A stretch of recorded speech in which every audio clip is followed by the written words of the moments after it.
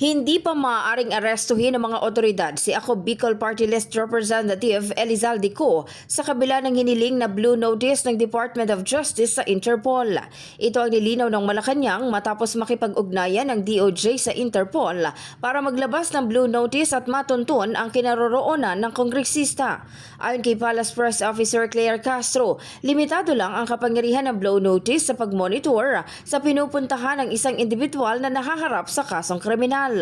Iba pa ito sa red notice kung saan may otoridad na para hanapin at arestuhin ang inirereklamong personalidad. Makikipag-ugnayan pa anya ang palasyo sa DOJ para malaman ang pinakahuling detalye sa kinaroroonan ni Co na batay sa mga lumabas na report sa social media ay nasa Europa sa kabila ng paalam sa Kamara na magpapagaling ng sakit sa Amerika. Ang blue notice po kasi ay hindi naman po ito karapatan para arestuhin. Ito po ay pagmomonitor lang kung saan po siya nagpupunta.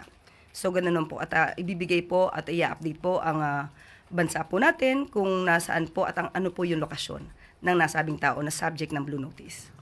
In the heart of changing lives, ako si Brigada Maricar Saragan ng 105.1 Brigada News FM Manila, the Music and News Authority.